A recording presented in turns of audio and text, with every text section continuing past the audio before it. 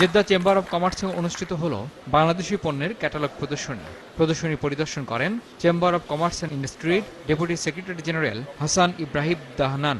এ সময় উপস্থিত ছিলেন বাণিজ্য মন্ত্রণালয়ের অতিরিক্ত সচিব জহির উদ্দিন আহমেদ, প্রবাসী কল্যাণ ও বৈদেশিক কর্মসংস্থান মন্ত্রণালয়ের অতিরিক্ত সচিব জাবেদ আহমেদ, বাইরার senior vice president Ali Haider Chowdhury, Saudi আরবে বাংলাদেশের রাষ্ট্রদূত গোলাম মসি, জেদ্দা কনসুলেটের consul general A K M. Shahidul Karim, councillor Mohammad Mokammel Hossain সহ অনেকে।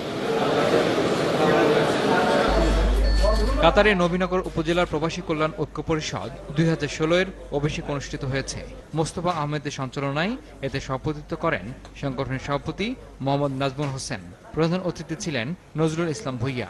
বিশেষ অতিথি ছিলেন রাশেদ চৌধুরী, মাহবুবুল হক সরকার, জসিম উদ্দিন দুলাল, সাইফুল ইসলাম রতন সহ অনেকে। সৌদি আরবের রিয়াদে ইসলামিক সেন্টার ও প্রবাসী বাংলাদেশিদের উদ্যোগে ইন্টারন্যাশনাল স্কুল শিক্ষার্থীদের আরবি ভাষা শিক্ষা প্রোগ্রামের সমাপনী পুরস্কার বিতরণী অনুষ্ঠিত হয়েছে। এ সময় উপস্থিত ছিলেন অনুষ্ঠানের প্রধান আবু আলী আল জুমা, ইসলামিক সেন্টারের প্রধান শাইখ বান্দার আল মোহামিদ, সহকারী প্রধান শাইখ তুর্কি আল মাশরাহি, বাংলা বিভাগের প্রধান শেখ আব্দুর রব আফফান সহ বিভিন্ন দেশের শিক্ষার্থীদের অভিভাবকেরা। এদিকে জেদ্দার আন্ডারস্ট্যান্ড কোরআন অ্যান্ড সালাহ একাডেমির উদ্যোগে অনুষ্ঠিত হল সার্টিফিকেট বিতরণ অনুষ্ঠান। আব্দুর রব কোরাইশির সভাপতিত্বে উপস্থিত ছিলেন জেদ্দা দাওয়া সেন্টার প্রধান সহ খ্যাতিনামা ব্যক্তিবর্গ।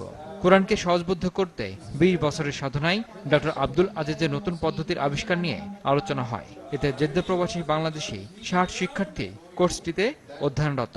তাদের ভিতর থেকে প্রথম কোর্স সম্পন্নকারী শিক্ষার্থী শাহজালাল, মোস্তফা মনোয়ার, ফিরোজ আলম, আনোয়ার হোসেন মজুমদার, আব্দুর রশিদ, আব্দুল হান্নানকে সার্টিফিকেট প্রদান করা হয়। ইমরুল হাসান, RTV।